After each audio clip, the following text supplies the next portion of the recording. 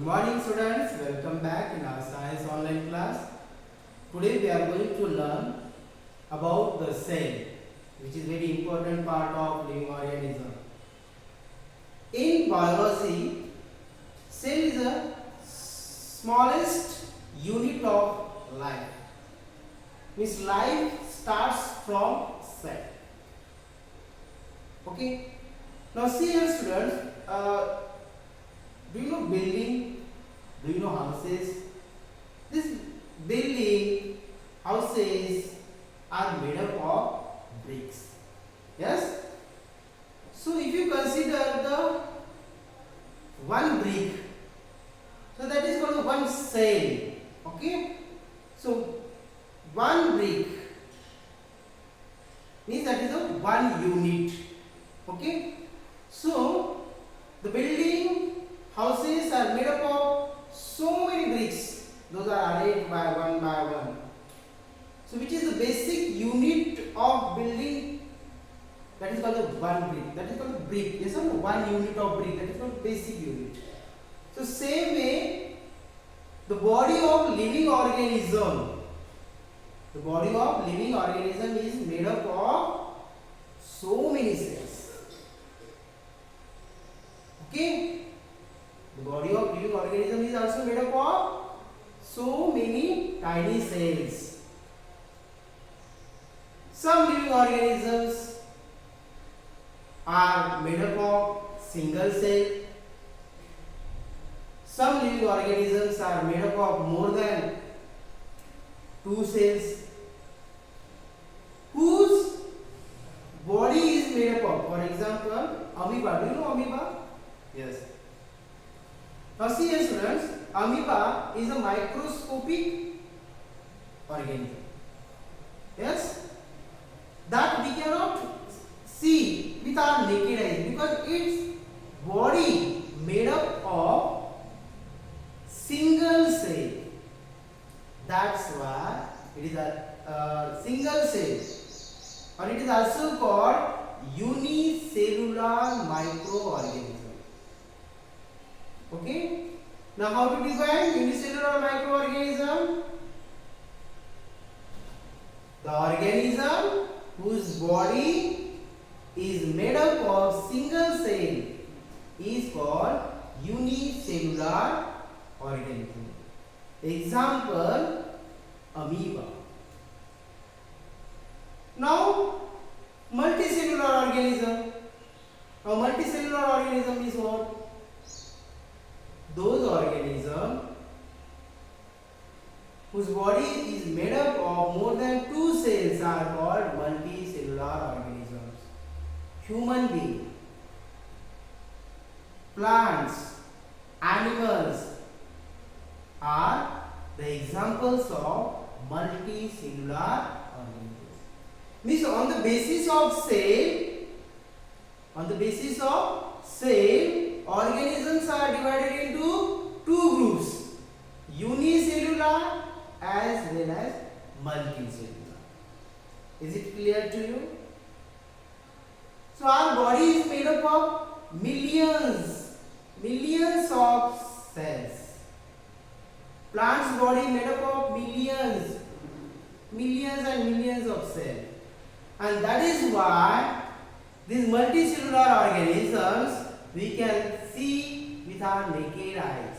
Plants we can able to see. Animals we can able to see. Because their body is made up of more than two cells. Multicellular. Millions of tiny cells. Okay students? Now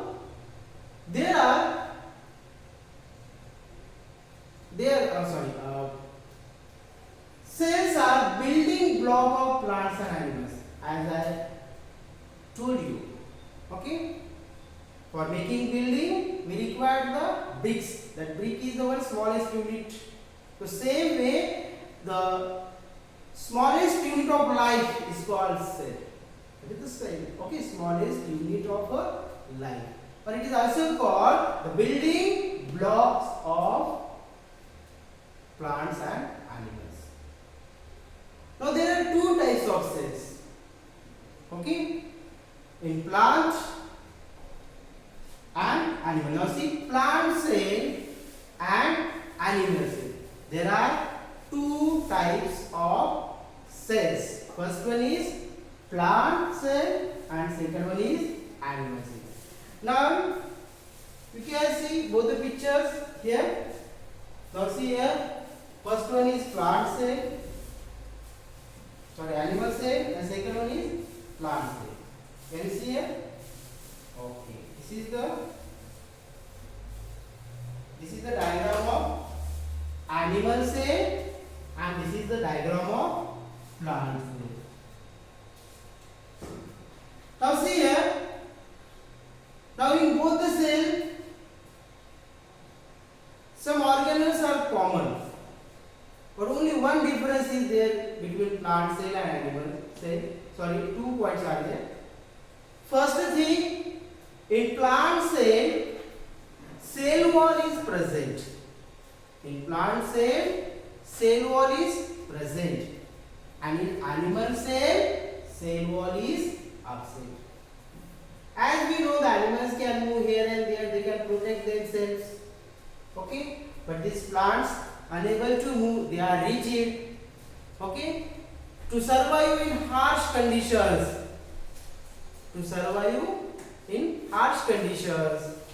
their cells are, this cell wall protects. Okay, that's why the cell wall is present in plants. Second thing, plants make their own food. For making own food, chloroplast is required, and that chloroplast is present in the plant. Can you see here chloroplast?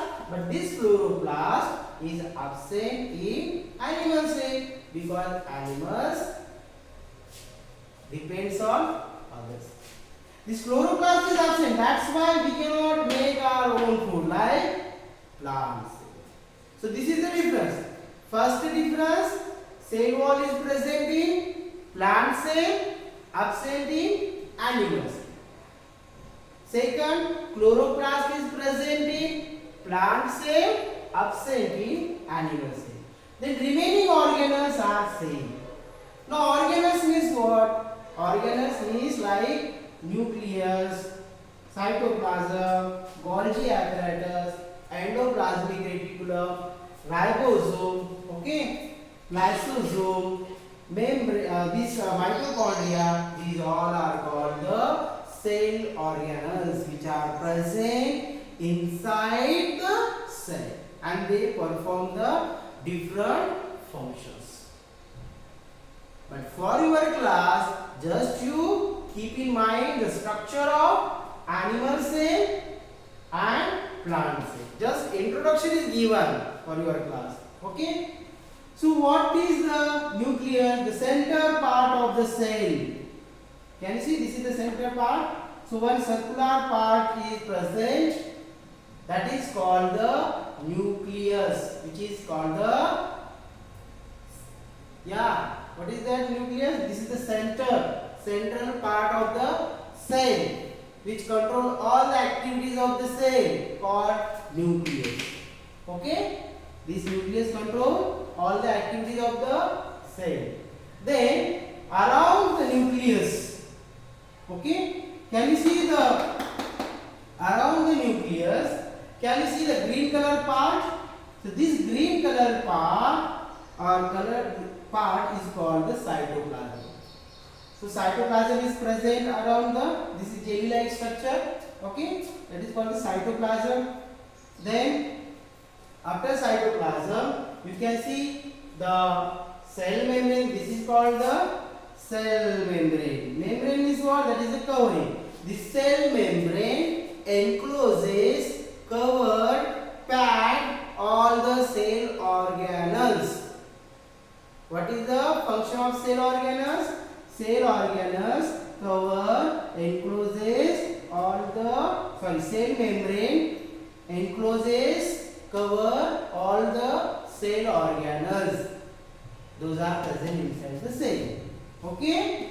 Then there are some other